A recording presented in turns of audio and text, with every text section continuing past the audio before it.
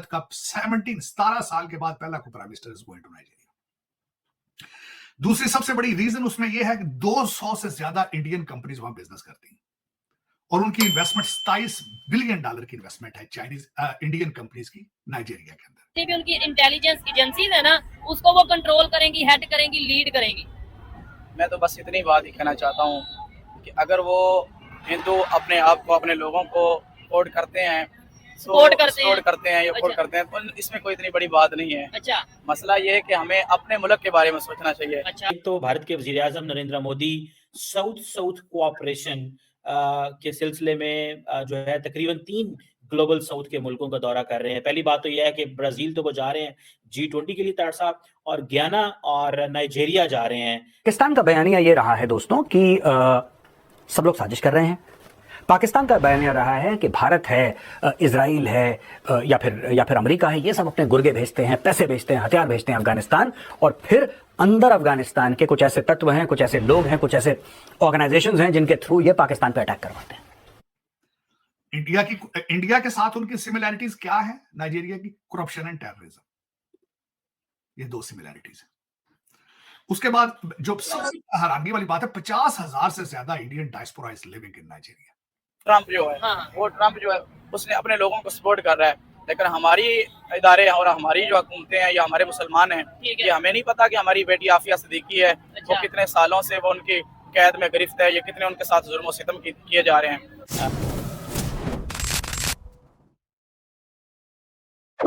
Hello दोस्तों, देसी dialogues 404 को आपका स्वागत है। आज के वीडियो में हम प्रधानमंत्री नरेंद्र मोदी के हाल ही में संपन्न हुए नाइजीरिया दौरे के बारे में विस्तार से बात करेंगे। यह ऐतिहासिक दौरा 17 वर्षों के बाद हुआ और इस दौरान भारत और नाइजीरिया के बीच कई महत्वपूर्ण समझौते किए गए। प्रधानमंत्री मोदी ने नाइजीरियाई राष्ट्रपति बोला अहमद टिनुबू के साथ महत्वपूर्ण वार्ता की, जिससे ऊर्जा, व्यापार, रक्षा और सांस्कृतिक सहयोग को नई दिशा मिली। इसके अलावा प्रधानमंत्री ने नाइजीरिया में भारतीय समुदाय को भी संबोधित किया, जिससे दोनों देशों के बीच जन संबंध और अधिक मजबूत हुए।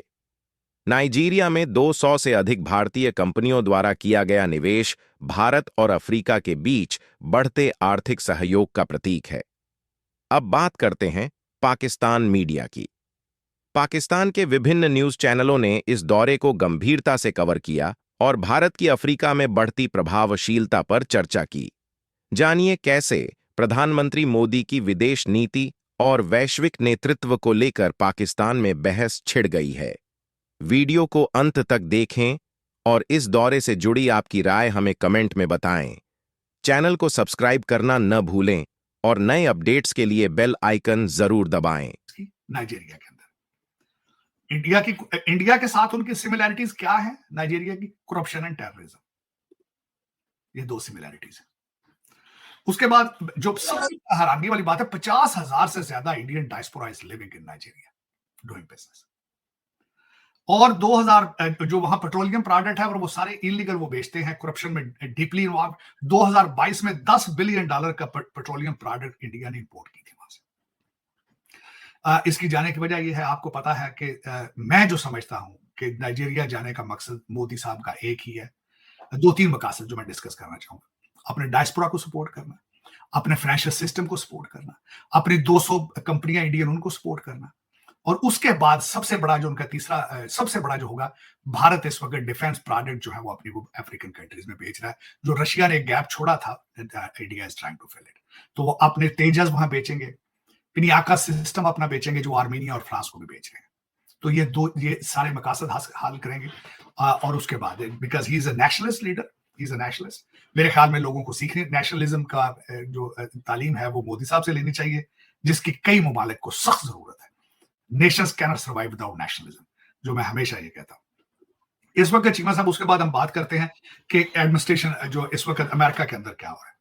हाँ, चले इसके साथ थोड़ा सा मैं ये भी बता दूं कि नाइजीरिया में मोदी साहब ये प्रमोट कर रहे हैं, अपना करेंगे चीजों को, भारत को प्रमोट करेंगे, भारतीय कंपनियों को, डायस्पोरा को प्रमोट करेंगे, डिफेंस प्रोजेक्ट बेचेंगे। आप क्या बेच रहे हैं?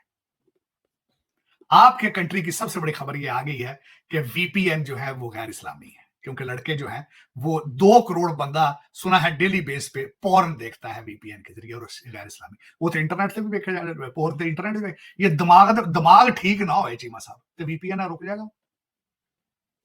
आपकी सबसे बड़ी खबर ये है कि वीपीएन सिस्टम बंद कर दिया गया, गैर शरी लफ्ज क्या चले बहाना कर देते यार वीपीएन नाल थे फेक न्यूज फिर रही, ठीक है कोई इस्लाम को क्यों उसमें डाला आपने भाई?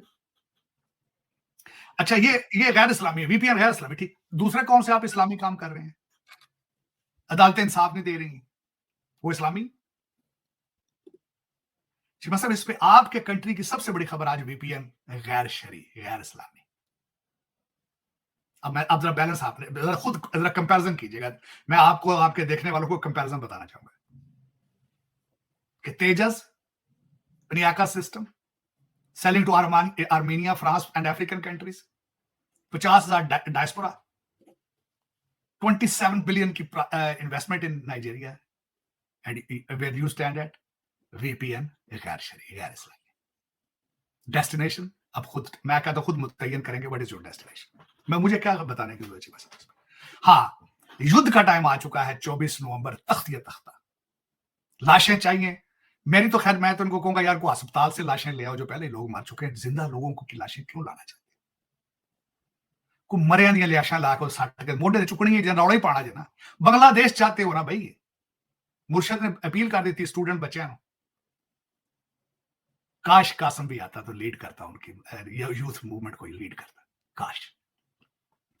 चले उन्होंने अपील की है बच्चों से, उन्होंने कहा निकलो नहीं तो सारी जिंदगी गुलाम रहोगे, तुम्हारा कोई मुस्तकबिल नहीं है, निकलो बाहर। बच्चों को मुझे बांग्लादेश दिखाओ, बांग्लादेश दिखाओ। उसमें इनका कसूर नहीं है चीमा साहब, कसूर उनका है कि जो इनको लाए थे, जिनकी ये प्रोडक्ट है, कसूर उनका है। इनको ओन करना चाहिए और डिसअसेंबल करना चाहिए। जो इमारत बनाता है मिस्त्री, उसको पता होता है कि डिसअसेंबल किस तरह करनी। तो जो मिस्त्री लगे रहे हैं इसको बनाने के लिए, आज उनको चाहिए कि इसको ओन करें, कहें this is our product, this is our mistake, we created it, we will disassemble it. अब वो खून मांगता है, किसी के बच्चों का खून मांग रहा है। 24 नवंबर को चीमा साहब स्वाबी के पास सुना है हजारों के हिसाब से वहां पे टेंट लगाए जा रहे हैं। और दूसरी जो मैं हमेशा कहता हूं कि दूसरी दो बच्चा पैदा होता है तो पैदा होते ही वजीर आजम होता है। यहां पे भी फैमिली मेंबर्स, 2 फैमिली मेंबर खवातीन, हमारी मैडम पीरनी अपने जन्नात के साथ पेशावर पहुंच चुकी